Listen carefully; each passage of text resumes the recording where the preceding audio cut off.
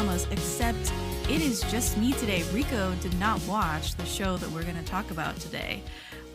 Welcome everyone to this very special episode of Daebak K-Rambles. We are on hiatus right now. Season 2 is going to drop early 2022, so be on the lookout for that. But there was a massive upheaval in the world of K-drama with regards to a Netflix show that has taken the world by storm. And so me and my special guest today are going to talk through Squid Game.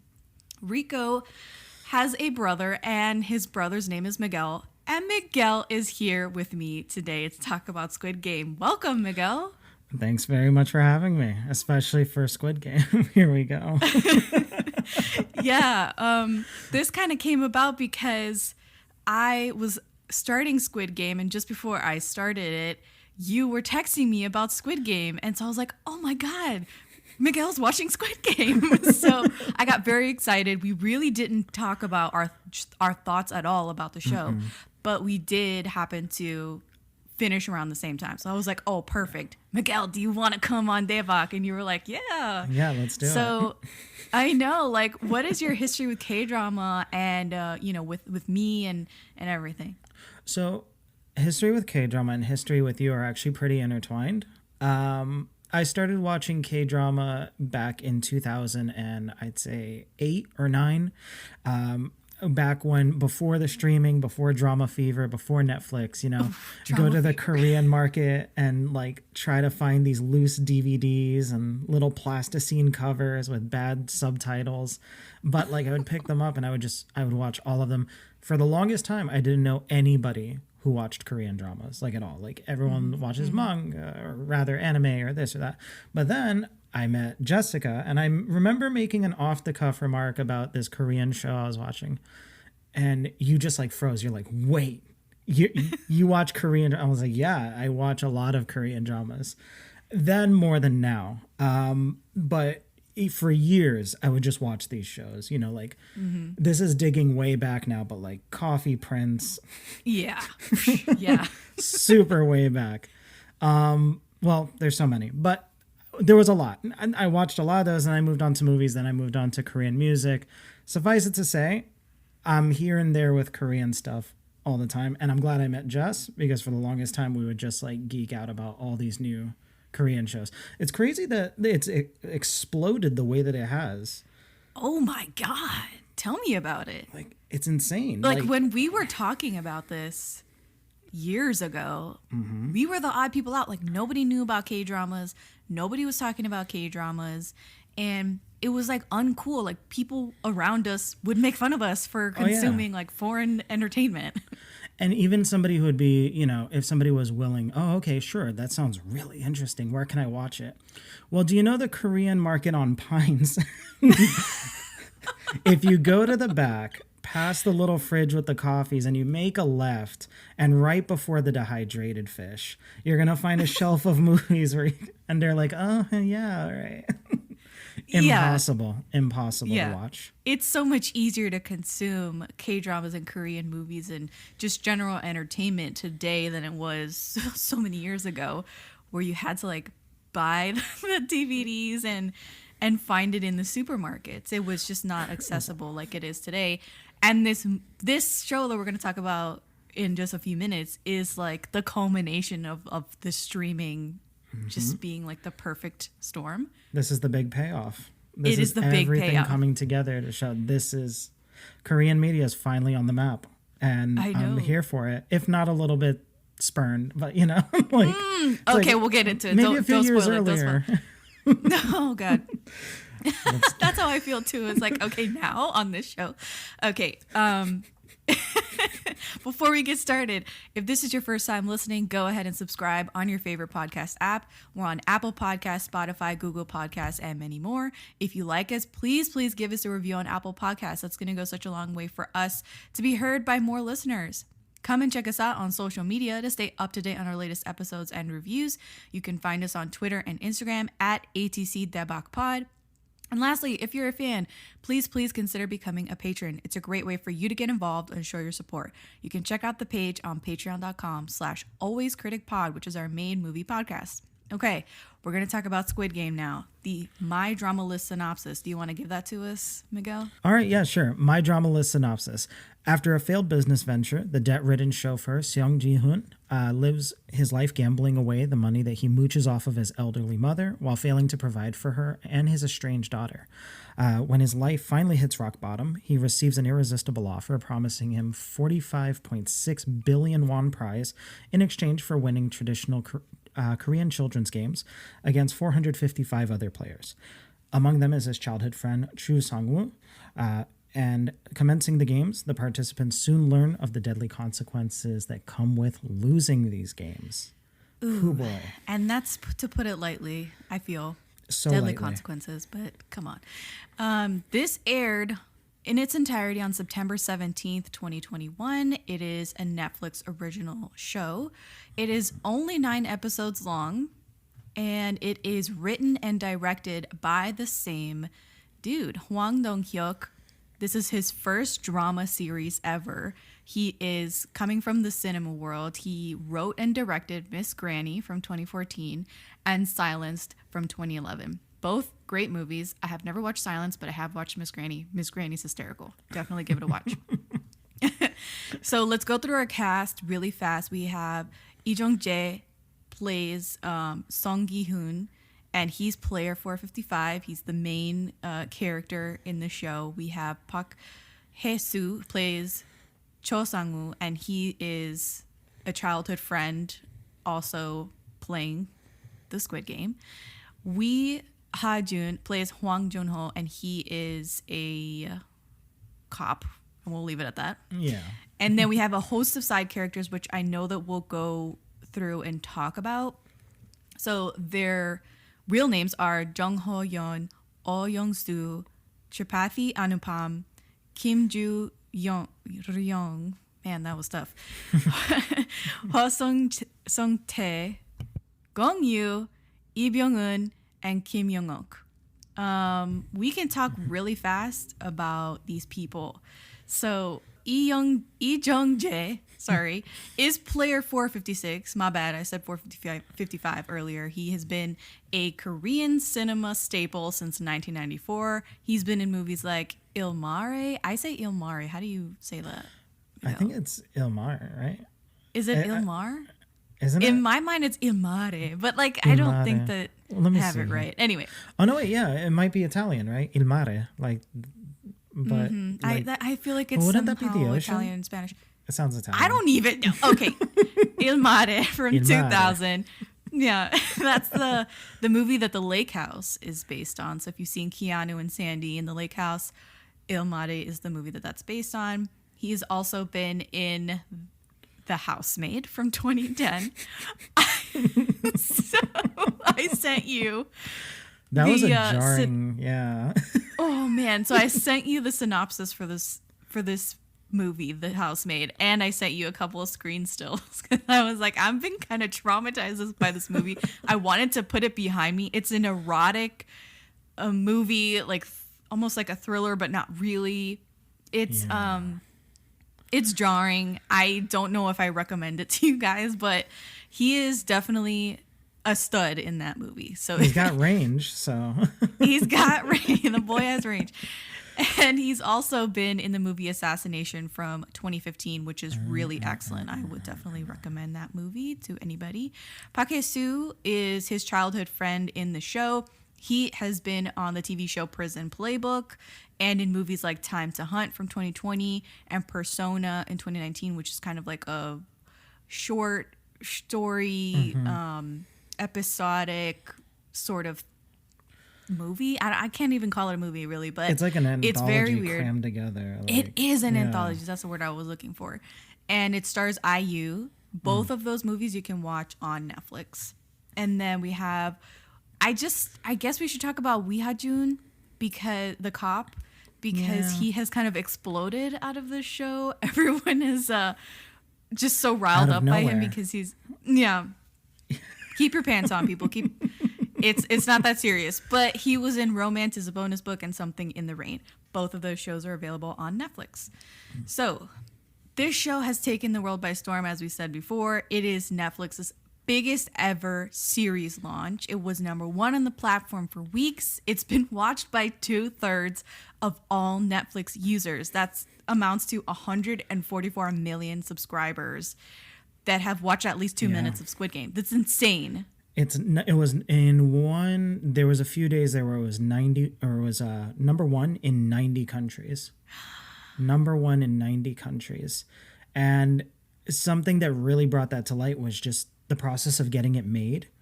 There's a story floating around, and I managed to look into it, and it's like, oh, okay, so it's real. The creator of the show wrote this way back in 2009. Like, this was like done ages ago, and he shopped it around, and nobody wanted it. At some point, he hit financial situation so bad he even had to sell the laptop that he wrote the story on. It was like it was basically like a Korean drama. And then a few years pass, Korean media gets more attention, and look, it's #1 everywhere. Look at all these people just watching this Korean show, and all the dubs. You know what? Yeah, I know all the dubs. We'll talk about that in a second. Yeah. But that story reminds me of Sylvester Stallone and Rocky, because he wrote Rocky when he was like dirt poor and really struggling, and he had to sell his like beloved dog and all this stuff. And then when he finally made the movie and inked a deal for him to also star in it, he started making money, and he went to go buy his dog back. It was like this crazy success story. I don't know why I remember that about the dog too. Like when he sold his dog. Yeah. I need to get him back. I know. It's like the first thing you do is get back the thing you lost. This show, I cannot stress to you guys how many people have watched this show, how it is now in the zeitgeist. For a K-drama everywhere. to be this prolific, I mean, I'm proud. I feel very proud that and ecstatic that people are actually watching a K-drama. And they're putting their money where their mouth is too, because for Halloween, this statistic came out with the Vans. They all wear plain white Vans in the show. The sale of plain white Vans worldwide increased over 7,000%. White Vans, for the first time in ages, were sold out for one day. They were sold out. Everybody's going to be wearing this for Halloween. This is the hottest Halloween costume. You can't take 2 steps in any direction without seeing a meme about the show. Like, it's everywhere. Like, it's so... It really resonated with people. It struck a nerve in a good way. Like, it's massive. I want to know what you think. Why do you think it did so well? I think there's a few things at play. I think that the concept itself about playing childhood games, but with deadly stakes, is fascinating for anyone. If you tell us like, oh, we're going to play tag. Oh, okay, cool. But then you play tag and the stakes are, oh, you need to win or you're going to die. I think that really catches a lot of people's attention. There's a certain underdog element going on. There's a lot of people in bad financial situations in the show trying to overcome that. And we get to peer at different versions of the same story. Not everybody's broke for the same reason. They all have their motives. We all want to cheer on the person who doesn't seem like they're getting a fair shake. So I think there's a lot of themes here that are interesting across so many cultures, like childhood games and, don't die. And don't die. A chance to, like, against all odds, get rich and get out of every problem you are. I think that's something that really works with a lot of people. Yeah, I think that people were surprised by the violence as well. Super. Which is pretty unusual for even a K-drama to have this much gore. And for a Western audience, okay, we'll talk about it. But for a Western audience, I think that was probably the best idea. Yeah, I think so. We're living in an HBO age where you can watch anything you want, and there's not really a cap on it, a limit on what they can do in television shows that aren't on cable.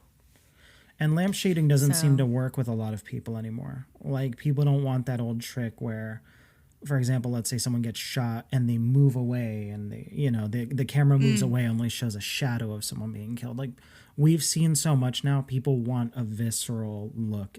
Oh, that's what happened to this person. Yeah. So it definitely works. Yeah.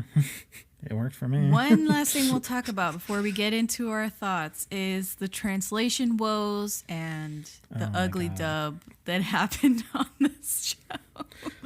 So I didn't necessarily feel the translation badness when I was watching it because I have a little bit more of a trained ear and was like filling in the blanks, you know, with my own knowledge and of the culture and stuff.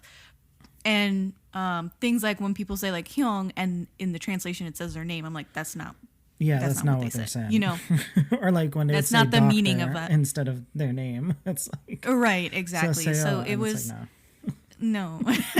So what did you think of the translation and the dub, which I personally have not seen this show dubbed? The dub. So just for context for listeners out there, I'm really, really big into like linguistics. I love different languages. So if there's ever a dub for something, I'm the person who watches like the compilation of a Disney song in 40 different languages. Like I love to see what they do. I love to see how they go about translating stuff. So I sat there and I watched a quarter of the first episode in every dub after I had already seen it fully in Korean. So I watched the first like 20 minutes or first 15 minutes in English and then French and then Spanish so it was great, but it wasn't great because the English dub, I think, let me go with the translation first. As far as translations go, they did a much better job than what they could have done. There's so many nuances with the language and the culture that just aren't going to translate. The show is already working on the assumption that you are Korean, you know what games they're playing, you know what it means. If this happens, then that happens. So to translate everything the way that they did and somehow communicate everything for a global audience is a massive undertaking. There are some things, unfortunately, like some poetic phrases and stuff that are lost in translation. But I feel like when you're translating something this complex, it's probably best to be a little more utilitarian instead of poetic. The dub quality of the actors in English, I thought were very poor. It wasn't distractingly bad. And we'll talk about distractingly bad because there's a whole English thing that goes on in this show, but we'll talk about that in the spoiler space. The French dub, believe it or not, was really good. The Spanish dub is really, really good. Like they translate a lot of like the poetic stuff that gets lost when moving it to English. But in general, just watch the Korean one. Like just watch the Korean one. Subbed, yeah. Just watch it subbed. Like I understand it's not for everyone, but that's really going to be the only way that you get the emotion, the passion. Just watch it. Yeah. But they did a good job. They did a good job. If you have to watch a dub, it's fine. And if you don't know Korean, the subs, they work. They do what they're supposed to do. So right. Okay, so with that being said, we've come to the end of our general Netflix success bit. What did you think of Squid Game, Miguel? Overall, I liked it a lot. Like a lot. Yeah. Until the very end. Oh, the ending. Yes. I love the show. From beginning, literally until the ending, because then it turned into this whole thing. Are we in spoiler space now? No, we are not in spoiler space. Okay, I'll announce it when we anyway, it was a nearly perfect show. That's how I felt about it. It was nearly perfect, and I still like it. I'll still recommend it with disclaimers, but it's a near perfect show. And I think with all the memes and all the culture and everything, look, like it's 9 episodes. It's an essential watch officially. Like you have to watch it. But I liked it very much. That's all. You liked it very much. I liked it very much. Okay. Choices were made. Choices were made. So I also really liked this show. I think that a lot of people were put off by the violence, put off by the blood and gore and guts and just general queasiness of the subject matter. Right. But I think that it really works for me. I don't know why, but my sensibilities, they don't necessarily lean toward gore and violence and all this stuff, but I seem to be really comfortable with it. It never felt gratuitous. Never felt gratuitous to me. I never checked out. I was never like, oh no, that crossed the line. I was just like, okay, that's par for the course. I know what I'm getting into as soon as the first episode or the first game necessarily gets going, then I'm Yeah. like, okay, I've strapped in, like I'm ready. So I think if you have gotten this far into the episode and you have not watched Squid Game and that's not your bag, then sorry, don't watch it. Like, I totally understand where you're coming from. That's the reason why Rico didn't watch it. He's like, no, it doesn't interest me in the slightest. That's not my bag. Yeah, I mean, and I will say that if you're worried about violence, it's less like Saw violent. You know, it's less like Serbian film violent, Texas Chainsaw Massacre violent. It's not that kind of violent. This is violence with stakes. Like, I think that's why it feels so grounded. Like, yeah, it gets bloody, but nothing is ever beyond the pale. And nothing's ever really... So if you're worried that it's going to be really gratuitous, over the top violence, it's probably not going to be like that either. So, but yeah, it does get gory. It does get gory. Blood is spilled, and I totally admire the overall theme of the show, which is class inequality in South Korea. This is a huge, basically the thesis of the show, right? Yeah. And I appreciate that this theme seems to be cropping up more and more. Yes. Parasite dealt with that as well, like class inequality. And actually there was another Netflix, this was actually a movie, and it was a Spaniard movie called The Platform. Yes. And The have you watched this is movie? The way. Yes, I have seen this. So that one was I felt, gratuitous. ooh, that was gratuitous. That was a very gratuitous movie. It was shot incredibly well. That was, it shook me. Like, I had to like take a breather. I had to go on a walk or something after I watched that movie because it was so much. I can't actually. So something really terrible happens in that movie. And I was eating a rice ball full of sour plum, which used to be one of my favorite foods. I haven't been able to eat it since. Because every time I taste sour plum, I see the vision of a clip from The Platform. Like, I'm scarred. Like, that movie was like a lot. It was a lot. But it did and I guess maybe because I've like worked up a tolerance to this sort of thing. Like, again, Squid Game didn't feel like gratuitous or over the top necessarily to me. No.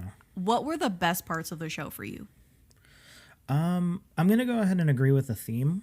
I think that not only it explores inequality, but it also explores like, what does somebody who's gotten themselves into a situation deserve?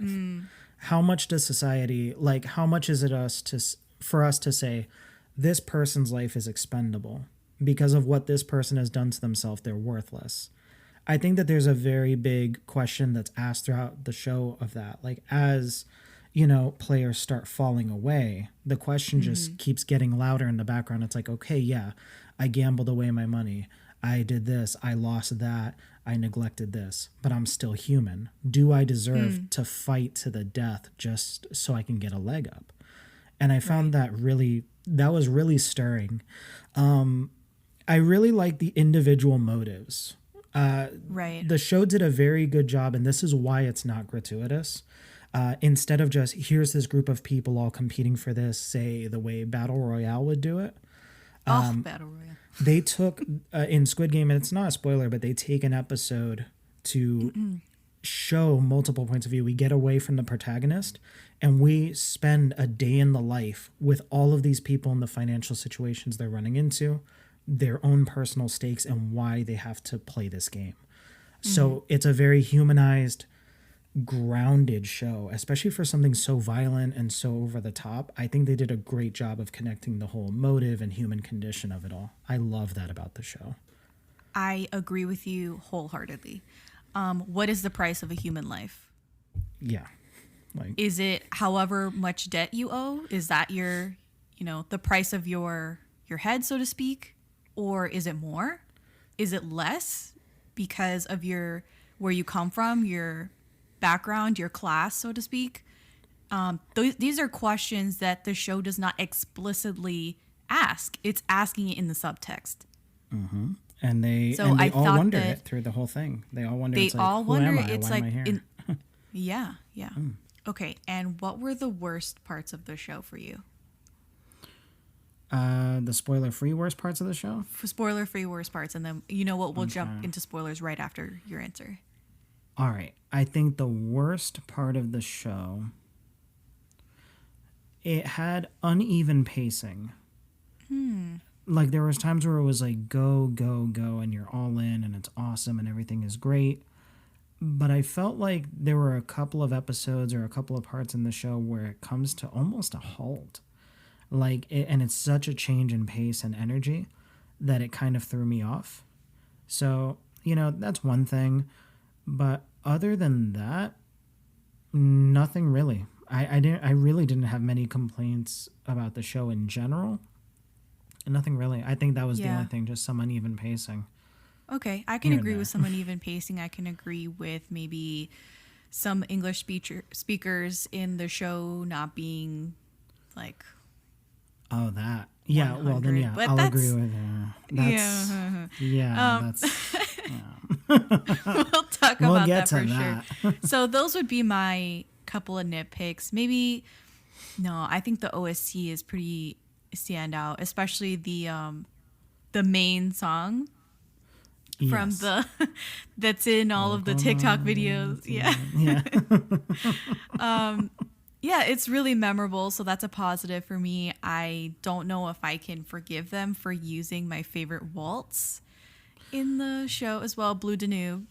Yeah, that was pretty rough. I was like, it's going to be PTSD whenever that comes up now. Yeah, I was kind of upset that they used that particular waltz in the show, but it's classical music. I mean, it's fair game. All right, so I think we've given our general thoughts and a couple of nitpicks for the show, but I know that you're chomping at the bit to talk spoilers for this show. Yes. So we're going to talk spoilers right after this. Excuse me, 뭐라고? 괜찮아. You know, I have no 친구. Oh, sorry. Swear, disgusting shit. What? All right, so we're on the other side of spoilers. So if you haven't watched Squid Game, you're about to be spoiled. FYI. Okay, where do you want to start, Miguel? Oh, God, where do I want to start? Let's go ahead and start since... Yeah, go I was going to talk about the for games. Yeah. That we could probably talk through the games real fast. So the first game is the red light, green light. Or green light, red light, however you want to talk about it. It doesn't really matter. That's like the basic concept of the game, right? Yeah, freeze when I turn around, run when I'm turned away. Exactly. So how did you feel about that? It was in the very first episode. So I saw all of the memes surrounding it, but I never saw how violent that was going to be. And I'm not used to seeing that in Korean dramas in general. Like I'll see it in a movie here or there, of course, but in a drama, not at all. So once the first guy just gets shot, I'm like, oh shit! Like this is gonna be like, this is real now. This is real. Then the second time, another person gets shot. Then they all scramble for the door, and it's just that no mercy, like ballast of just being shot. It was really jarring, but it really cemented the stakes. Like this show is not going to screw around. And I love that. Even the voiceover that gives the rules for the games, it's like, to repeat, the rules of the game are, and everyone's like, oh no. I loved it. It was a killer. Wow. It was a killer entrance to the show. Absolutely intended. It has that whole swing jazz, slow motion, fly me to the moon bit going. Yeah. And it did a great job of establishing the character of each person who's playing. Absolutely. I think that was the main goal of the first episode in that first game, is to obviously weed out the non-main players and introduce the main characters for us in an easier, high stakes way. Exactly. I did like that they were playing in a school field. And this is something that I feel like Western audiences might not get, is that they're playing in a school field. That's the set or whatever that they're on. That arena is a school field. And do you want to talk about the significance of it being children's games? I do, but I also wanted to point out something that might have gotten lost in the whole Western thing. Yeah. Something that blew my mind, and I believe it was the protagonist who was saying it, player 456. One of the characters was on Jimmy Fallon, and they mentioned the thing about that little girl who is playing Red Light, Green Light, that big, creepy statue. That is a character that most Korean people are familiar with. Like, that is a character that's in their version of the... I know we have it in Spanish. It's called La Cartilla Fonética. I think Koreans have something similar. It's like a kind of like a... Oh, you know what? The best analog for that would be like Dick and Jane. Like, it's characters that commonplace that you see when you're really little learning how to read and stuff. So I think that just adds another terrifying element. It's just like if a giant cat in the hat was in the middle of the field and just turns around and you all die. Love that. But yeah. Ugh, Cat in the Hat. Can you imagine? Or Green Eggs and Ham? Sam I Am is standing That's there a like thing. that I can imagine it. Okay. So I really appreciated the fact that they were playing children's games. It was a bastardization of innocence. It was a loss of innocence. It was a redefining of your formative childhood years into something that's very sinister and deadly. And I appreciate that juxtaposition that something as simple as a child's game could kill you. Yeah. And there's a subtext to it. It goes back to the whole idea of like, what mistakes do you make in life? And at the end of the day, who decides what your punishment is for that? And how long do you have to be a slave to that? So these are people who are perceived by people in the upper echelon. Oh, you're getting into debt. You've lost the pot. You're out to lunch. Like, you don't know how to manage your money. You act like a child. So we're going to treat you like a child with adult stakes. Yeah. And it's terrifying. I feel like you touched on something about debt and the way that it is in Korea and especially portrayed in entertainment, which is how we understand Korea through this lens of we're seeing it through movies, TV, music, right? We've never been to Korea. We are not Korean.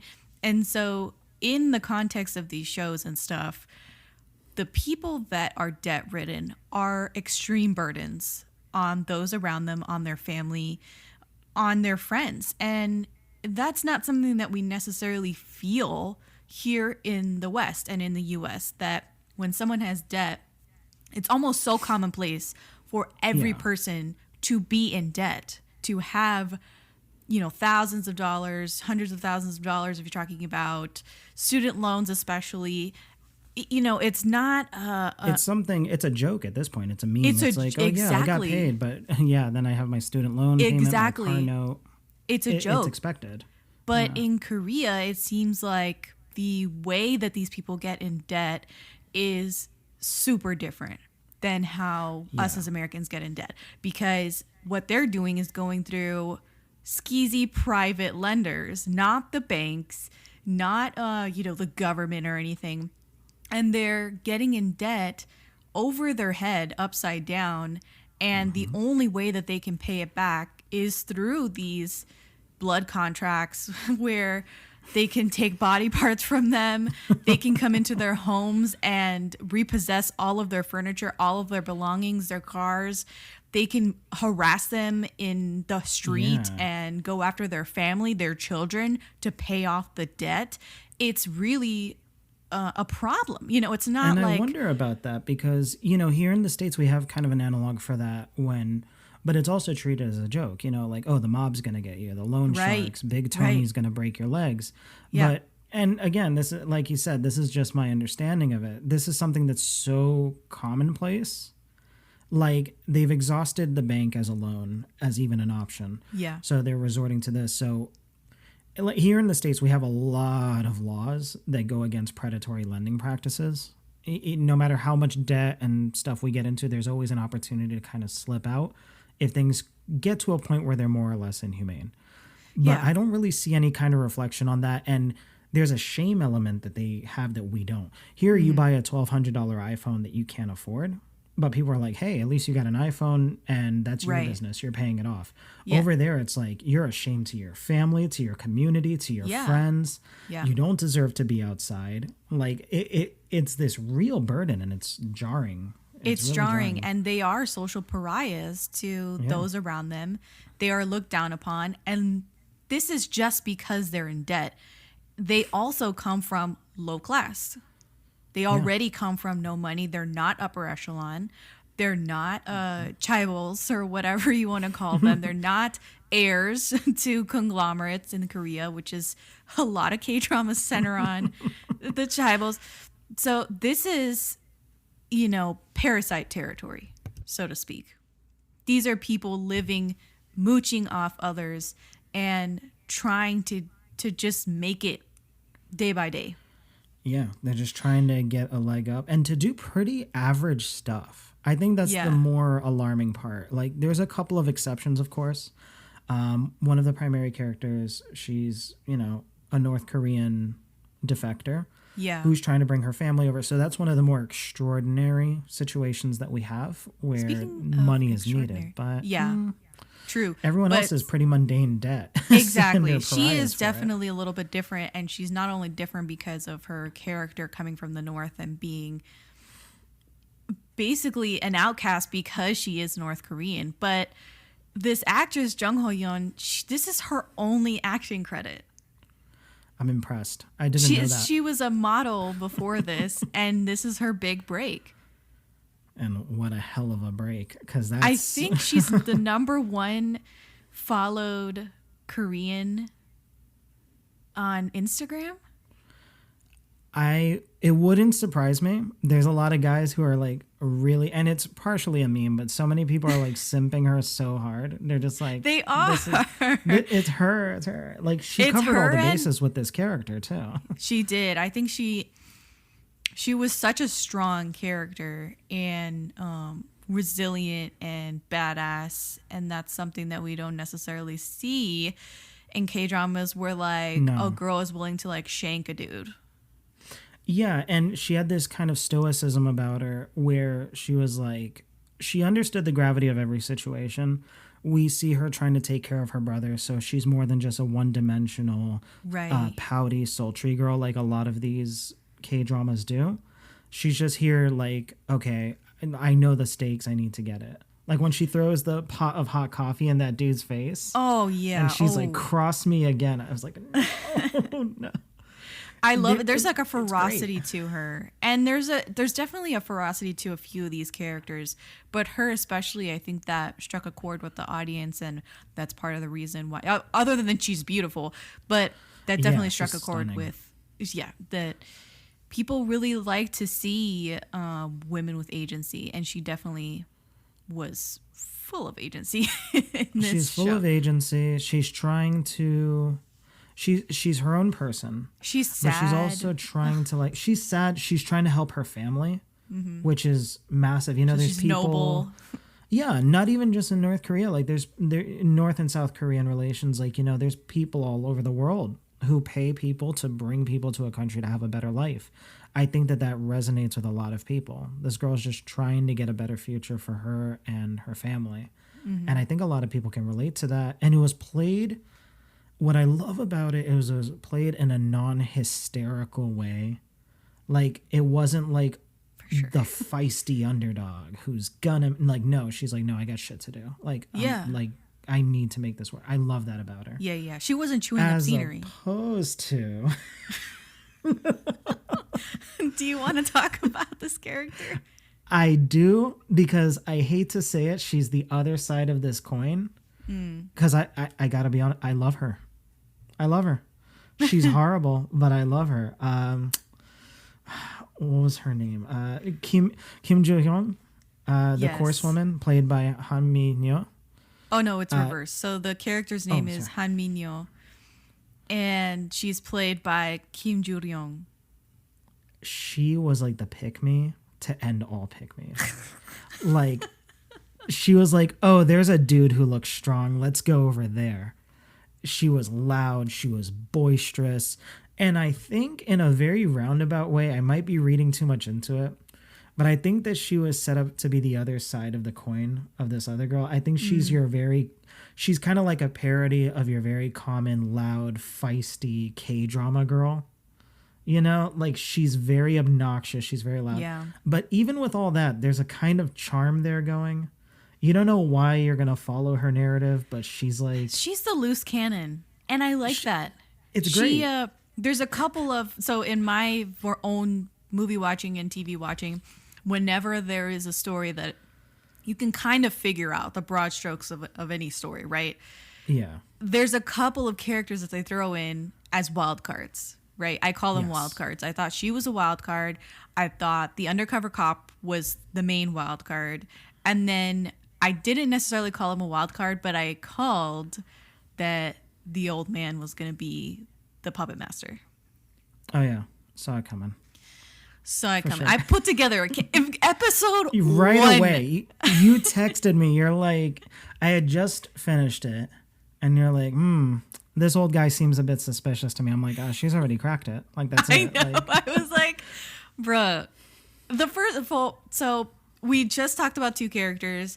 We can talk about the old man now real fast. But this viejo, like, as soon as I saw his number, that his number was 001, I was like, forget it. Like, yeah, that's it. He's super sus. And then he was only too eager in episode 1 to start running again, while everyone else was still shocked at the bloodshed during the red light, green light game. He was completely they tried unfazed. to play the dementia angle, but I'm like, that doesn't track. It only came in work. during that episode, the Gambu episode. The marbles? With the marbles. That was when he played up the dementia. I would say that's the best episode. Do you think it's nice to take advantage of an old man? And I was like, he knew. Yeah. I think that's... What would you say is your favorite episode / game? Because mine is the Gambu, the marbles one. Oh, they're all so good, but I'm gonna have to go with the one with the marbles too. It wasn't my favorite episode, like in general, but I think it worked as, you know what? I think it might be because I love the second episode where they're all outside and they get all the backstories of all these characters, and I feel like the episode with the marbles was like the culmination of that. Like, here comes everybody's personality to do them in or to help them as best as it can. Everyone's making these decisions they didn't think they were going to make. Everybody's been put in the position like, this is real now. Like, we got to get out of here. So the marble game, I loved it. It was also like the saddest episode of this whole show. It was, like you said, a culmination. It was the deepest cut. I think that they bamboozled the audience just as much as the players into thinking that they're going to play the game as a pair, not against each other. Yeah, it was going to be like, oh, 2 are going to come out at this, and right. It was going to be a group project, so to speak. And 1-800, you thought it was not the case. They had to. I can't. Ali is probably, he got done so dirty. The worst ending to a character, I think, was his heartbreaking. It was heartbreaking. It was heartbreaking. Because you saw the evolution of his relationship with, what's his name? Cho Sang-woo, which is the childhood friend, the embezzler, the white collar thief, which again, that's another thing that we can talk about is that he's a white collar thief versus the other guys. Like, he probably feels a little bit superior. The underlings, yeah. Yeah. But Ali is actually really unique. He's representing an entire culture of people that exist in Korea. You know, these workers. Pakistani people who just work and his boss hasn't paid him for 3 or 4 or 5 months. Yeah. And like, and it's tragic because it's like, it really, that's a kind of diversity and a kind of diversity in storytelling that you don't get with Korean dramas at all. Like, at all. So to see a Pakistani character with his own stakes living in a shipping container with his wife and his kid, which I found that interesting because after he smashed his boss's fingers in that like press machine, he got enough money that he could have just dipped, right? Like, I don't know. I don't know. That was like a lot of money. I But couldn't don't tell know, you. whatever. He took an envelope and just dipped. But that when the boss's hand got like ripped to shreds, that was the only time in the whole show that I was like, oh my God. Me ah." too. I didn't see it coming. I was like, Yeah. My sister was like, what's going on? I'm like, the fingers. The fingers, they're gone. So that was. They lingered on that one. That was maybe that was the gratuitous one, but you know what? The effect was worth it. It like, was worth it. I don't fault it for being shocking.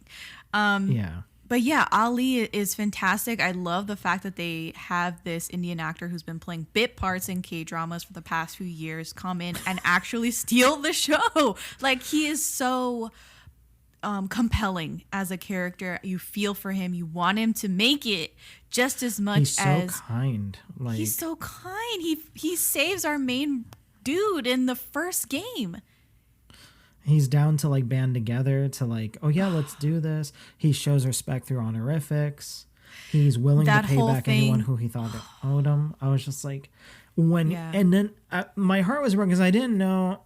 I try to shut my brain off as much as possible so that it could really land the impact. And I'm like, it didn't click in my head, whatever he put. I thought maybe the marbles that he had in his pouch was going to be less than, maybe the other guy stole a majority of the marbles and he was going to lose on a technicality. But the fact that he switched it out with stones after he's walking around watching all these people get killed with the hope that he's like, oh, it's going to be fine because I just got to find another player. Like, I was gutted. That was rough. Yeah, Cho Sang-woo was absolutely cruel to... Ruthless to do that to him after they had established this brotherhood. He was calling him Hyung throughout the show, not his name like the subtitles would have you think. Hyung is like a term of endearment. It's implying a closeness that they're brothers because Hyung literally means brother. And he turns on him. He uses this manipulative... I mean, he's been manipulative throughout the whole show. We got the clue of it with the Dalgona. Like, the Dalgona. He knew which shape to choose because he had an idea of what the game might be. Yes, And he knew what the game was. He got the easiest shape just in case he was right.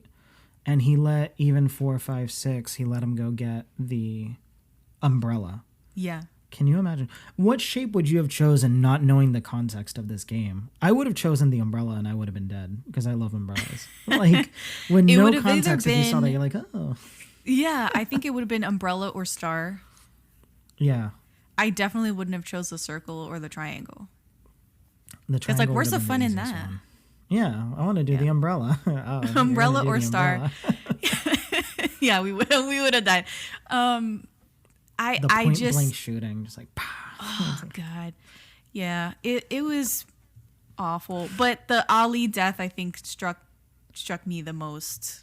Yeah, It was me too. just, and then he calls out Hyung before he's like Hyung, and then he gets shot. It's just They did us the favor of not showing him like get shot. They though. did, yeah. Like they, Yeah, they really had a pretty- respect for the audience. Yes, and I thought that when they didn't show the old man getting shot either, where it was Yes. only Ali and only player 001 that didn't get a full face shot on screen, and that you could read into it as much as you want. I think that he's just as important as player 001, who turns out to be a major influence Yeah. on the entire games, which We're is gonna nice. get into that reveal because that's gonna deserve its own thing. Yeah, we'll But talk was the about marble review. game like your favorite game? The marble Like, game was my favorite because it had the most tension to it. Mm-hmm. To me, the red light, green light was almost like, yeah, I know who's gonna make it out. it's a tutorial thing. Like, The you know who's not gonna sugar die. cookie dalgona again, I was like, I know who's gonna make it out. And the Yeah. tug of war again, you know who's gonna make it out. What about the glass platforms? That one again, I was like, it has to be Song Ki-hoon, it has to be Cho Sang-woo, the childhood friend, the manipulative asshole who killed Ali, and it was either going to be one of the girls. right? Yeah. Either your course Han Min-yo, girl. pick me girl, street smart lady, that Ajuma, or it was going to be Kang Se-byuk, the North Korean. Yeah, there was really no. How great was it when they get back from the marble game? Ooh. And Han Min-yo is just sitting there like, hey. That's a great, staring again, at her all shell shocked. That's she's literally. like, yeah, well, it's fair. We're all equals here. So if I don't have a partner, I can't play. That's literally the definition of a wild card to me, is that they take her off the board, but she's still on the board. Yeah, she's still there, and she's looking at his name, the thug. His name escapes me right now. Let me get Jang Duk-soo. Jang Duk-soo. The face tattoo man. Their whole relationship was a ride. Roller coaster. That was wild. That's a show in itself. Wild. Oh yeah, and I love that. Like, I loved their dynamic together because he thought that he was just gonna get over on her, like he's gotten over on everything else, and he finally met his match, and it wasn't the way he was expecting. Yeah, you think he's gonna bully everybody, and it's like, no, it's this wild card chick who's gonna bring you down. Literally. Exactly. I appreciated that they planted that seed when he betrayed her the first time. She was like, okay, fine, but I'm gonna kill you before this thing is over. Yeah. The game is not going to kill you. I am going to kill you. And I was like, yes, bitch. Preach it. Speak it into existence. And that's exactly what happened. You know, there's some things that people say in a show, and I'm like, that's never going to happen. But usually when somebody says something like that, you're waiting for the moment. Yeah. You're ready for it to happen. But it comes in the way you least expect. I think what I liked about her is she kept her word. But it also speaks to why she's up there. She's in my top 3, like, for characters, because she was so sure of herself even until the end. She's like, okay, I'm not going to win this. but right. I know who I am, and I'm taking you with me, and I'm going to die on my own terms. And that was that. Like, that was really cool. I love that. So we haven't talked about the undercover cop. Oh, yeah. Because he's the main wild card. You kind of expected him to bring it down from the inside or something. Yeah, never happened. Never happened. He doesn't bring it down from the inside. He's trying to find his missing brother. He is super resourceful. How predictable was that for you? Oh, that was very predictable. That was very predictable, right? Like, that's a standard. The fact that they were like, his brother's gone missing, and he's not on the roster of this season's Squid Game players, and he hasn't died. So I was like, okay, so he's in on it, and it must be something. Yes, I was like, it has to be someone we haven't seen their face yet. So, and there's only so many people that have enough clout within the show for them to be like, that's the brother, that's the surprise, right? Yeah. And so it was very predictable to me that it was the black mask dude, the front man, who was played by Lee Jung-Jae. Hello. Which was like, oh my God. It's Lee Jung-Jae. He's done Masquerade, Memories of the Sword. Those are a couple of his movies. I know him from Iris. Do you remember recommending Iris to me? I remember. Back in the day. This guy, I remember. And that's one of the only dramas that went on to have how many spinoffs? Like, geez. And it had a movie? Yeah. It's insane. And so that he's guy's in a Iris. Powerhouse. I know. And he's also in another Netflix show, a Netflix original, Mr. Sunshine from 2018. So it's almost like Netflix is drawing from like its own pool of K-drama actors who have featured in other Netflix shows, which is common for Netflix. Netflix likes to push forward like the same actors over and over again. It's like, what's that guy doing? Let's go get him. Yeah. So Lee Jung-Jae is a great pull, a great face to have underneath the black mask. And again, it's not really a surprise to me. It wasn't a surprise to you, but no. I'm sure people were very happy to see Lee Jung-Jae. Did you expect him to shoot his brother? Yes. Yeah. You did expect him to kill his brother. And he's not dead. That's what I think too. So Look, this is where I kind of get into the problems with the show, right? Because everything was going great. It was like an amazing mix of like, people are going to look at this and they're going to be fascinated by Korean culture. It's like, wow, they have red light, green light. Wow, Right. what is this Dalgona thing? I love it when a show can really present a different culture in a way where people are going to be like, oh shit, we're not that different. And the things that are different are fascinating. Let's see what that's about. Now, when you've been watching K-dramas as long as we have, that kind of like optimism is there, but it's on a different shelf. Because when we get to the last 2 episodes, this show starts falling into the common trappings of the average K-drama, the same way Parasite does near the end of the movie also. And it's just like, oh no. And so when the big reveal happens, I'm like, okay, cool. But if he doesn't shoot this cop in the head, we're getting a second season. Right. That's all this is. So he shoots him in the arm and he falls into the water. We don't see him. That man is still alive. He's gonna be fine. He's fine. Like, and I wish that there would have been more of a buildup, because I get that he was looking for his brother, but I felt like the cop was gonna do something bigger, I guess.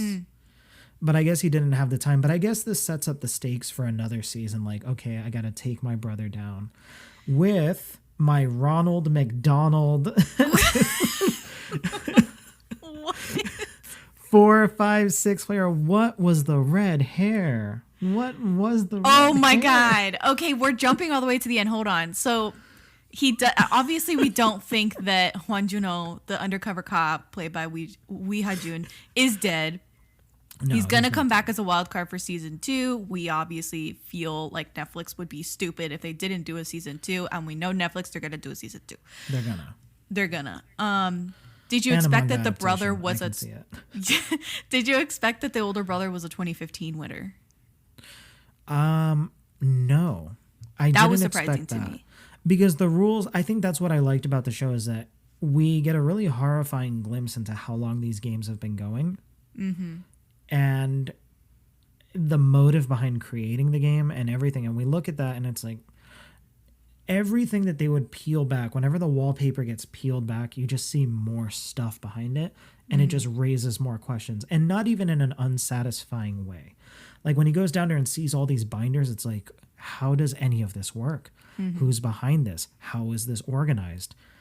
You know, is there like a system where if you win, you're the new runner of the game? Like, there's so many theories and so much stuff going on that I didn't expect that, and I'm still not altogether sure why he was the lead of this. The fact that the brother was a 2015 winner and still decided to get on the payroll was very surprising to me, and I'd love to know more about that. So that's something I'm looking forward to for season 2, that they're going to, I hope, beef up Lee Byung-eun's frontman, because they're what the hell happened here, because he witnessed all this carnage and still came back for seconds and thirds, and you know, he's been on this He job came for back how and he long? looked at that and said, this is reasonable. Like, and he even alludes to that when he's speaking. He's like, you know, these people have nowhere else to go. They don't have Yeah. anything to do. And it's kind of like, in the mix of all of it, somehow he survived all. I guess my guess is that he survived all of it, got a bit of a God complex. Like, it comes back to that old underdog story that happens here. Maybe I'm reading too much into it, but it's another trapping of debt, capitalism, all the rest of it, where you have one guy who, against all odds, or against odds that are just so tilted against you that it really is luck rather than perseverance. And then they get on top, and then they look down on everyone. Well, I did it. Why can't you? Well, I did it. Why should you guys get a leg up? I'm already here, so I'm living proof this can work. It's awful. It's horrifying. Terrible. Do we want to talk about our main dude for a second? Because I feel like he is such a great vehicle for us to follow, and for the show to really put some effort in his story, because I truly love Song-gyun as a character. He's so sympathetic. He is basically the homeless poor man with a heart of gold. Yep. Through and through. He's a bit mischievous, a little immature, but he's not a bad guy. And I He think- knows his lot in life and he's just trying to get out. And I feel like everyone thinks of themselves that way. That they feel like, oh, they're just a punk going through life. And I feel like everyone is a little bit mischievous like a child and is experiencing everything for the first time and with a kind of wonder and open-mindedness about stuff. But still, doesn't want to get stolen from. Wants to have fun at a horse race, gambling, and not lose like all their money. Like, it's just kind of wants basic. to take his daughter out just for a basic meal. Oh just my to, God. like, That spend was some time with her. heartbreaking. That whole thing was so heartbreaking for us to see him taking his daughter out. He had the best intentions. He won that money. And he signs a blood contract, gets the money Just gets stolen. jacked. Gets jacked. His face is busted. And he has to take his daughter out for street food. They end up having like tteokbokki. Oh my gosh. And then it's funny Western because audiences, she's like, it's okay. My mom doesn't let me eat junk food anymore, so this is a treat for me. And I was like, Western audiences don't really understand that tteokbokki is street food, right? It's cheap. Kids have it after school. It's not a fancy meal. It's not expensive. This is like the least amount that he can do. Like, what is an equivalent of that for us? Like, like Burger King, McDonald's. It would be, you know what it would be? It would be like chicken nuggets with fries. It wouldn't even be a burger. Like that would be like nuggets and fries or just Dollar like menu. a 20 piece of nuggets. Like here in the States, you'll probably see that like in an Asian fusion restaurant, like in a tiny fancy little black bowl with some chives on it for $9. That's not the case. Tteokbokki's like $1.50, $2 for this bowl of it's just rice cake covered in sauce. It really just doesn't get any more basic than that. So equivalent here is like not even fries, just here's some nuggets. There's your chicken nuggets, a 20 piece. It's very sad, and it really lets you understand where he's coming from. That he is struggling so much. He's got to borrow money from his asshole ex-wife's husband now. Like it's wild. You really feel for that character, and I appreciate that. Even though it's very obvious that he will live to win the game, that he's a worthy winner. He's very worthy, and I love the thing that really nailed me on his character from the beginning was when all of the players are getting their photo taken, and he puts like this big cheesy smile. Then they go to like the hexagon where all of the photos are and everyone looks all stoic or scared or crying or angry or determined. And he's just there with this big, shining smile, like, like I'm here. Yeah, he's very naive and he's very simplistic. He sees the world in black and white. And I think we'd all like to be that way, to still he's very see the world in childish black too. and white. And he's very childish, but in an innocent way, just like, I love when it comes down between him and the asshole, who we can just call him the asshole because that's really, because him, the pride and joy of their town, which is what they kept referring him to. I love that even when it comes time to be face to face playing the actual Squid Game, Gi-yeon is just like, okay, that's it. Like, we don't want to play anymore. Like we don't want to play anymore, and nobody has to die. And up until the very end, Yeon is just like trying, but it doesn't work. Yeah. But it's that everyman complex that works, like for the show. Like you can relate to him or you want to be him. So Sang-woo, I do want to touch on this as that he was suicidal. Yes. He was in the middle of committing suicide when they knocked on his door and gave him the Squid Game card for round 2, right? To come back to the games. And in my mind, I'm like, okay, they just telegraphed how he's going to die. He's either going to die in the games or he's going to commit suicide, which was his original intention. He's already suicidal. Yeah. And that's exactly what happened. Like they're faced with one of them has to win. They tried to Hunger Games it with we can both be the winner or we can both leave, right? We can end this thing because it's a majority vote for ending the games. All he needed to do was say yes. All he needed to do was say yes to live. To live. And it wasn't enough for him to just say no. Or why would he go back? Share the prize or leave. Yeah. Right. That was exactly what he was, because he lived with no winnings, he was going to commit suicide. before going back into the game. So I was like, the circumstances are the same. He's going to kill himself. And the really just messed up part is that if they both would have left and even gotten part of the prize, or if only one of them gotten it, they both still would have won, because Gan would have given them like more than half, if not all of it, or like a ton of it. Yeah. Like, but the rules were never made clear about what happens if they both walk away. Well, if they both walk away, goes to the, all that money goes toward those that died. Yeah. I still don't believe that that's going to be the case, though. Like, so hey, the thing is, I do feel like that is the case, because the entirety of the game was predicated on fairness. And so their families would get like a sudden windfall out of nowhere. Exactly. So they were religious about everyone having playing on the same fair field. And I totally believe that these Squid Game amorphous beings that have created this game would, in fact, give 40 billion won to all of these hundreds of people that died. Yeah. The fact that they kept their word at all, like, actually shocked me. I gotta be honest. Like, the fact that they gave him a card in the end at all blew my mind. I had a feeling they were gonna just throw him out and that was it. Like, just kidding. It was all for nothing.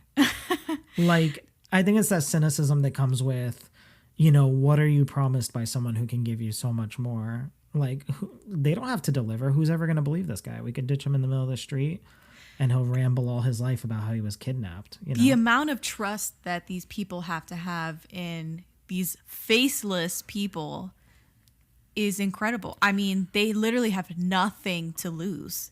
No, and they don't. Except and they their don't even lives. speak. They only speak with their guns. Like, we need to get out of here, and nope, they're just standing there with their gun. Nothing. I don't think we addressed this, but 45.6 billion won is $38.7 million US dollars. Yeah, that's a lot. That's a lot. I mean, I can't even spend $1 million. So, and it's, how quantifiable is that? Like, what do you mean? How all of these people's lives in the end was worth this. It's like, yeah. If you divide what is it, $38.7 million by 455, yeah, then that's the value of each player. What a mess. It's great though, but can we talk about the upper echelon, like that VIP club? Yes, that was where I was going next. Tell me, what do you want to say about VIP? That was the biggest.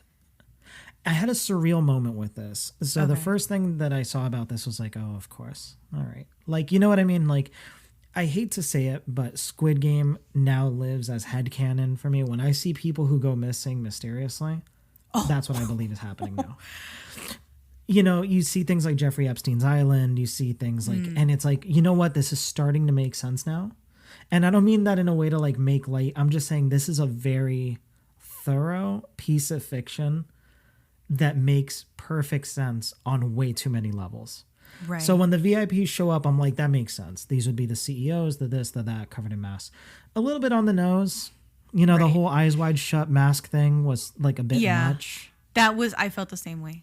Yeah, like when they came in, I got two things out of that. The first thing was like, it was a little, whatever, very Bond villainish, but I'll let that slide. But the other thing that I didn't expect to feel was like, I've gotten to know like all of these players in like this cool playpen.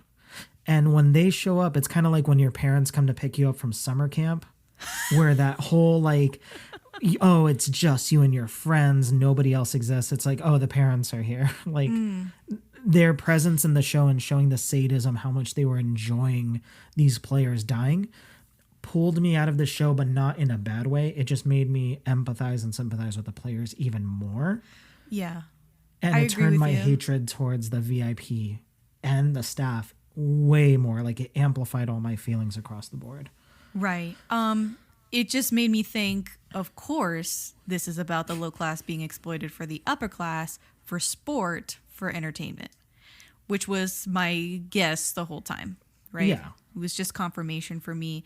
At first, I thought that the games were like Charlie and the Chocolate Factory or Willy Wonka and the Chocolate Factory, where these games are happening and the winner is going to basically inherit some sort of empire. Yeah. But it wasn't. But it wasn't that. Maybe. Maybe. Not yet. We Not don't yet. know. Yeah. But yeah, they bet money on them like horses or greyhounds, and they got annoyed when their favorite player lost versus they weren't upset at the loss of life. They were upset that their player was out of the game. And they had all the information too. Like they had the information, like the glass pane game I found very interesting because one of the last standing players was looking at the glass. He's like, I worked in a glass factory for 30 years. I can tell the difference between tempered glass and fragile glass. And seeing the VIP members, hey, isn't that your guy? Yeah, this information was in his binder. I didn't even read that. Damn it. I should have bet on him. And it's like, yo, like the extent to which those like VIPs disregarded the humanity of the players is incredible to me. It was depraved. And what about the voices though? That was awful. That was awful. The English speaking was not so good. It was just robotic. It was robotic and but I did read why. I found out why today, actually. Go for it. So when it comes down to it, adding English, and this is, it may sound like a generalization, but I've read enough about it where it's like, okay, this seems like it's a thing. As far as I can tell, it's a thing where the actors that are being pulled in are models who are biracial or they're white who live in Korea already. And it's like, oh, let's get that guy. He speaks English. And that's fine. But the reason they can't deliver the lines isn't necessarily because they're poor actors, but because they're giving no context to the scenes. They're just like, here's these lines, read them. So that's why the conversations were like, hey, you bet on that one, right? Ha, ha, ha. And the other person's like, yeah, I totally did bet on that one. Like, it didn't feel like a natural conversation. So they were just blindly given their lines. Also, they were so far apart, the characters couldn't hear each other. So they were literally shouting. That's why it sounds like they're shouting. Oh my gosh. It's a mess. But the really creepy fat guy who tries to sexually assault. If you can please me in the next 5 minutes. Yeah, that was a whole thing. But in real life, it turns out he's actually not like that, like not a criminal, but he's just as boisterous in real life. They asked him what he thought about the role. He's like, I've gotten so much fan mail. Everyone loves me. What? Like, he's literally like that in real life. He's living. Oh my gosh. He's like, That's I got hysterical. new suiters, both male and female. I didn't expect this. And I was like, oh no. Run. Oh no. He's tasted blood. Run. Like, oh my god. Yeah. That whole thing, the VIPs are just meant to juxtapose against the players. They care nothing of the billions of won pot that the players so desperately need and want. This is a Tuesday for them. Like, yeah.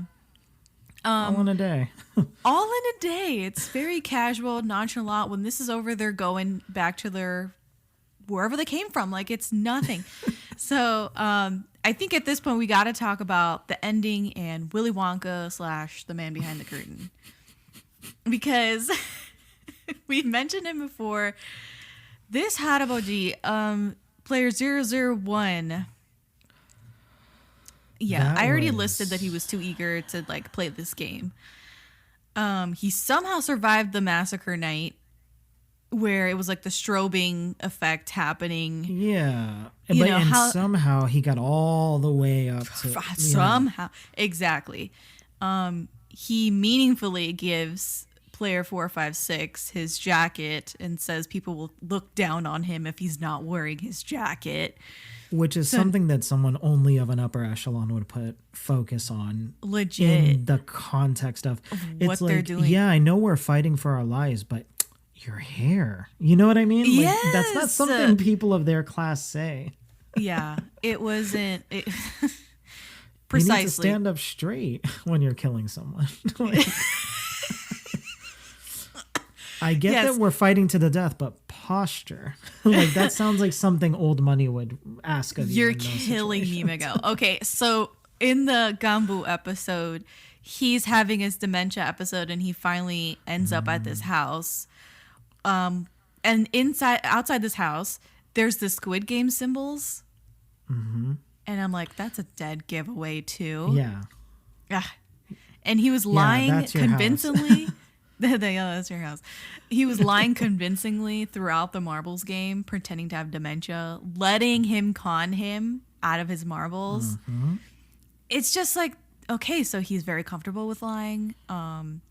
He also says it's only fair when he proposes that they should do all or nothing for the marbles.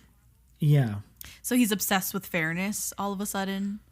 Yeah, fairness which is equality. a clue into the fairness and equality that they're given, like there's enough clues that even if you didn't, like, I wouldn't blame anyone for not seeing it coming.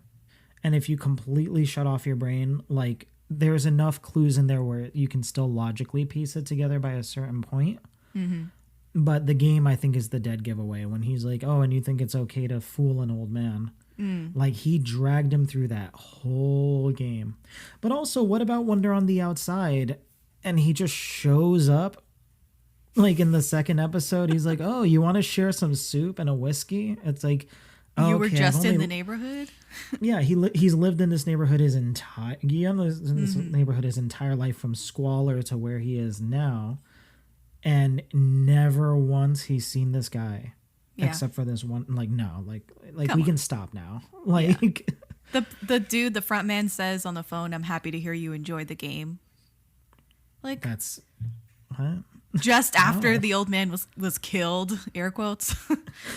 It's like, okay, I'm sorry if you didn't see it, but again, I feel like it was very obvious. He is the ringleader, the man behind the curtain, Willy Wonka. He is the creator of the Squid Game. Yeah. The he has final that Joker episode. Moment. He did. Which Joker moment? He has the Joker moment, like in The Dark Knight, which I've always hated this scene because it's so unrealistic, but, let's go for it. Humanity, morality, whatever.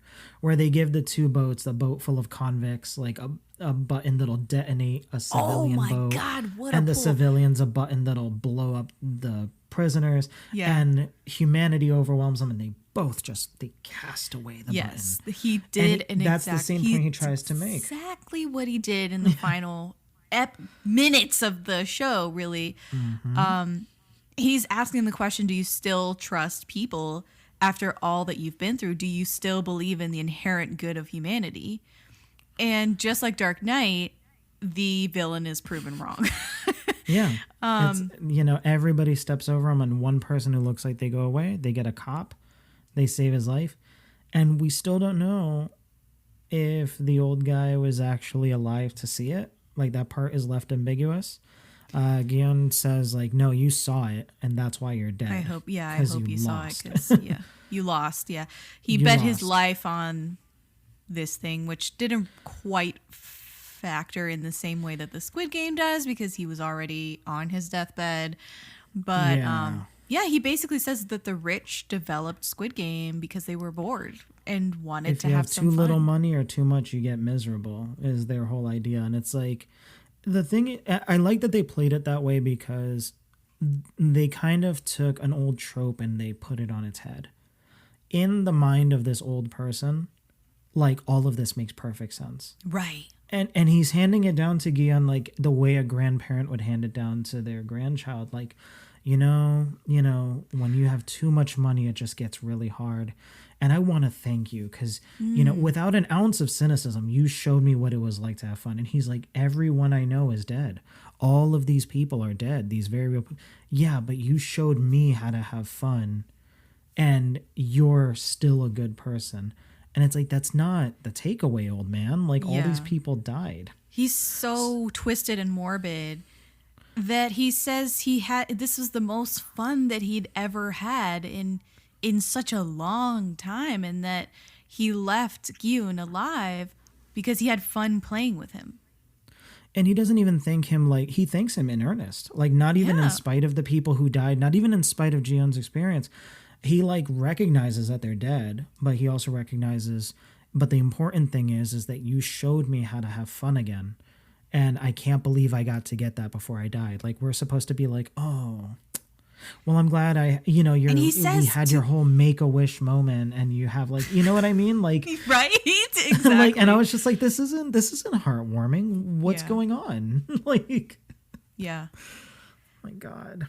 I hate that he almost insinuates that he doesn't need Squid Game anymore to feel Yeah. alive because there's nothing like the experience of being in the game.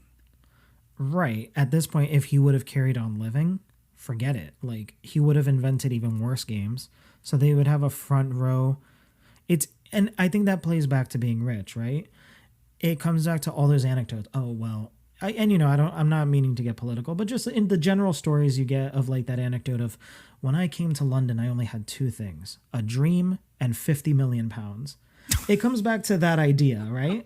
Like, oh, this nameless ultra billionaire who owns one of the biggest companies in the world, they started off on the Lower East Side. All they had was an endorsement from their dad and their dad's friend of $30 million. It's like, oh, okay.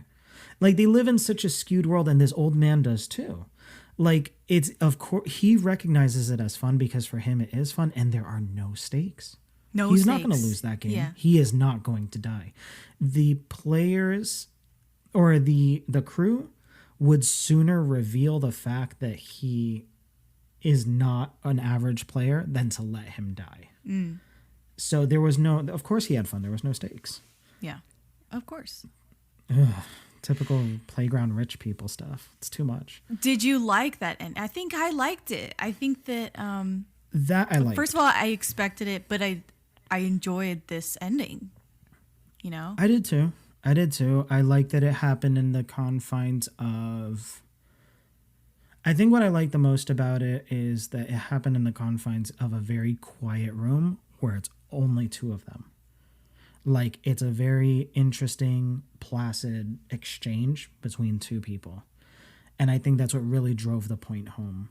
Yeah, they did that very well. What I Wasn't in found a hospital interesting, or anything like that. That's what I found interesting is that the old man was so rich that he was placed in this empty, gigantic floor of a high-rise building with his hospital bed and his oxygen and a front row seat to death. I mean, it was still very morbid no and questions luxurious asked. in its He got way. exactly what he wants. Yeah. Yeah. Amazing. It's so well done. It's so well done. Like, he's just sitting up there kicking like, oh, all right, yeah, this floor is mine. Maybe I the was like, buildings all right. is like, who knows? Who knows? What was the tower called? It was a big company too. Oh, I can't Like, it remember was a the name of the building. telecommunications company, and it's a real company in real life, which I found interesting. But We haven't talked about one major dude, and it was the suit man, Gong-yu, yeah. with the subway Mm-hmm. Dalgona. That was like with that little card flipping game. Like, Yes.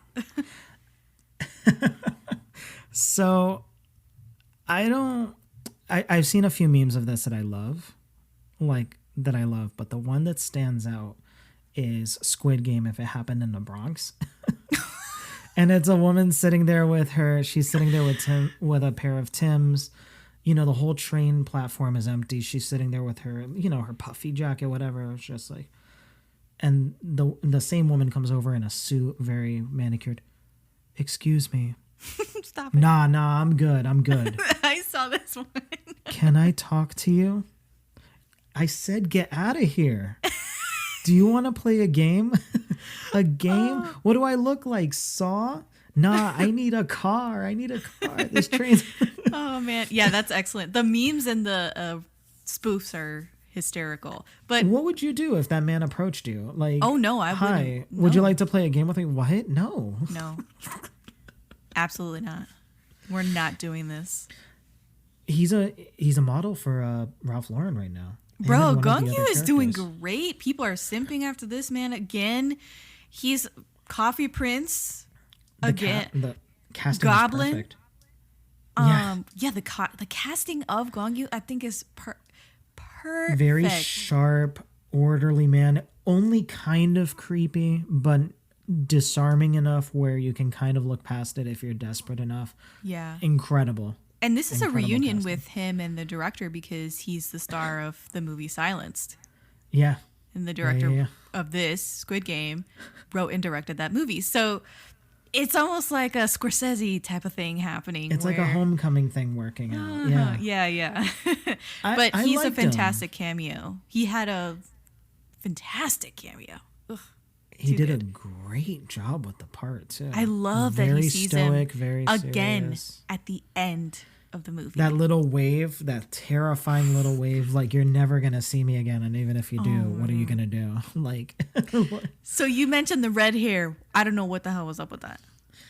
I don't. To me, that's the equivalent of that trope when a woman in a movie goes through like a traumatic event and then chops off all their hair and smears their lipstick and punches the mirror. I Right. guess that's what they were going for. I guess. But I guess they were trying to go with, fine, he's feeling at the end of his rope. He doesn't care about anything. Sure, give me the feminine red haircut, like with the Marcel swoop and everything. Whatever.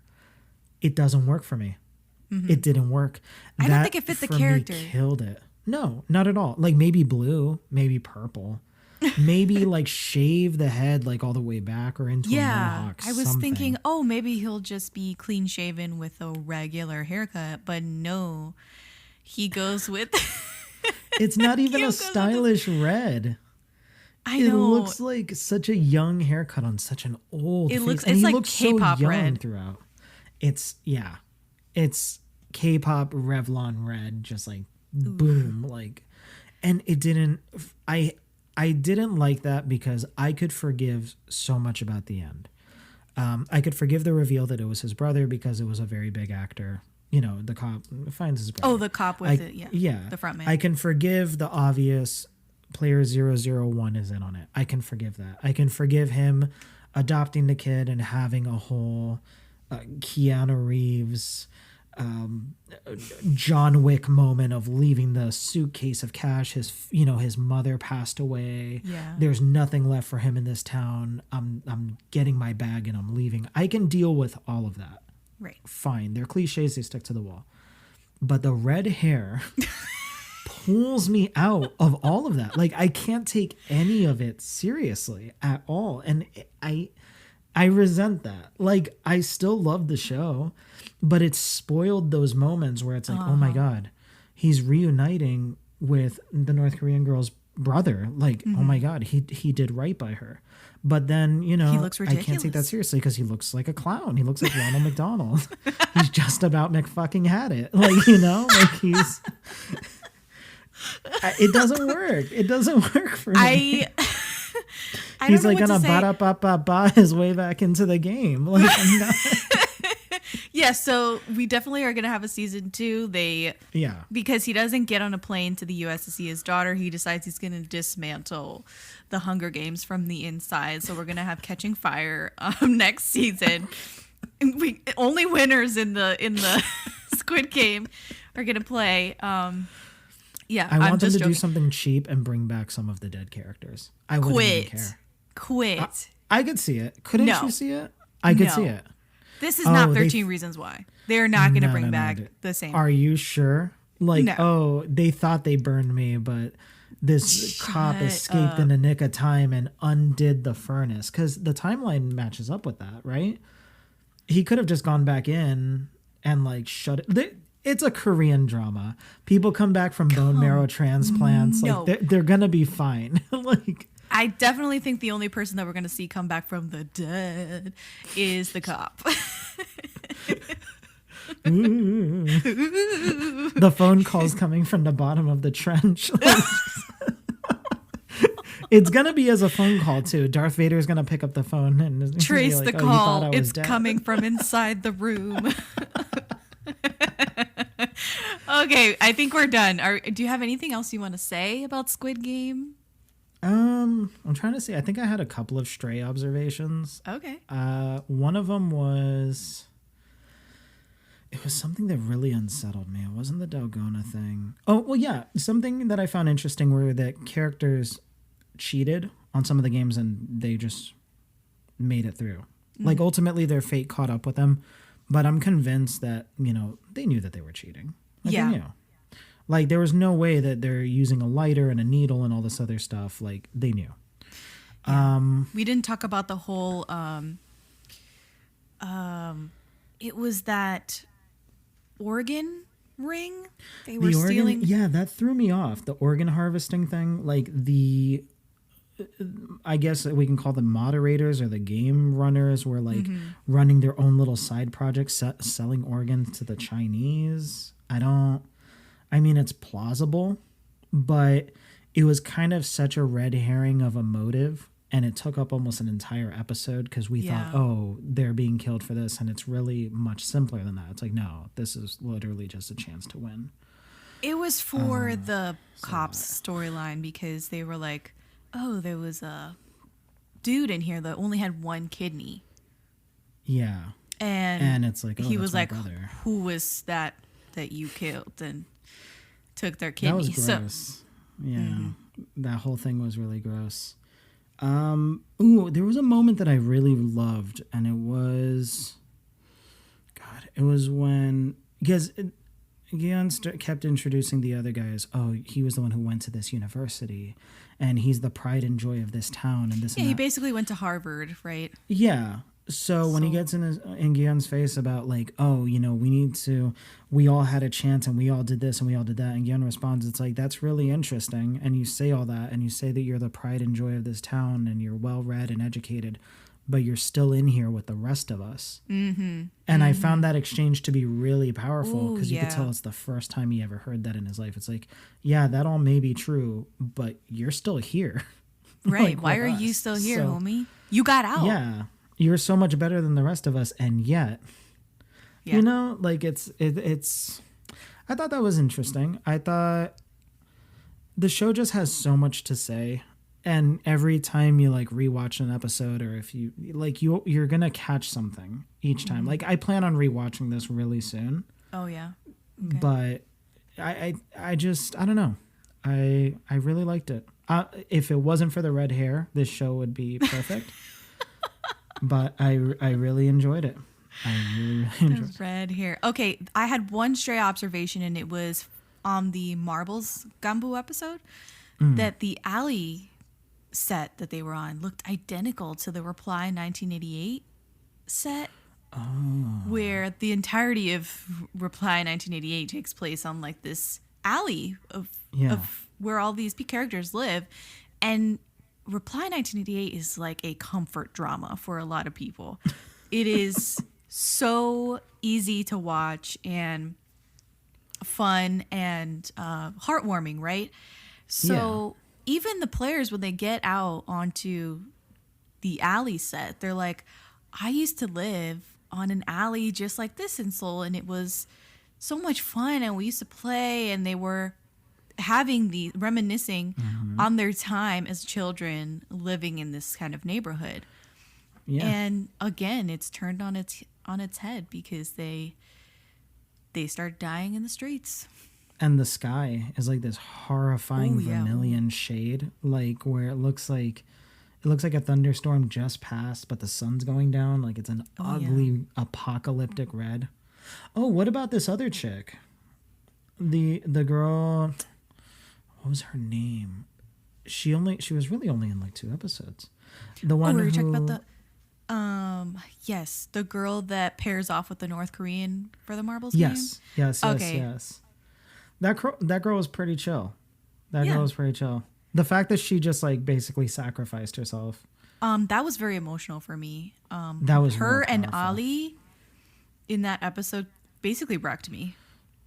Oh yeah, when they're like, "What are you doing?" Like the North Korean girl's like, "What are you doing?" Throw the marble, and she's like, "You kept asking me, what am I going to do when I get out of here? And I've been thinking about that for the last 40 minutes, and nothing comes to mind." She's got nothing to live for. Yeah. And the North Korean girl gets like mad at her, just like really angry, because it's like, no, you're basically making me kill you. And she's like, that's it. The game's over. Like, you won. And it's like, no. Maybe they do make it to Jeju Island. I hope that they pull something. Like, this whole dying thing just wasn't working for me. Like, because you really feel for the characters. You want them to live, but I don't know how they're going to do it in the next one. Like, because this cast was really good. Like, really good. But I want to know who's running the games now that the old man the creator is dead. yeah, he's gone, right? Yeah. So He succumbed to the brain tumor. Yeah. Well, You think we it can was only left hope. to the 2015 Like, what if winner? he comes back? Do you think it was left to the front man? I think so. Is I think he maybe Charlie? He was the next in line. Was he I guess so. Oh my God, so I was right. I was half So right.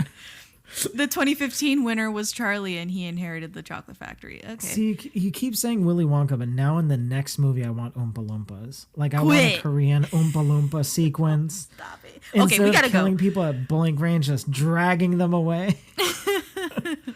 Oh, well, Okay. that was what I thought happened to the very spunky girl. Like when she's like, "No, I need my partner. I need my partner."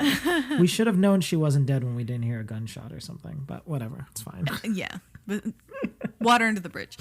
All right.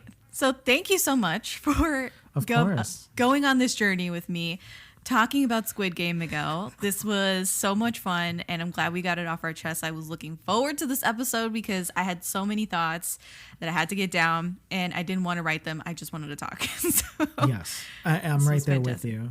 I had a great time. The show was amazing. Like I haven't talked about this with anybody yet. So yes, same. we're right there. Yeah. This was like a venting. This is a very long episode, but this was a venting process. And I do want to thank all of our listeners for sticking with us for this very long episode. And if you have any thoughts whatsoever about Squid Game, please reach out on social media. We're on Twitter and Instagram at ATC Daebak Pod. If you send us something and it's directed toward Miguel, just let me know and I'll make sure he sees it. Because he would be so happy to interact with you guys as well, I am sure. I'll be back if you have me. Yeah, of course we'll have you. You're like my original K-drama buddy. Of course I'll have you back.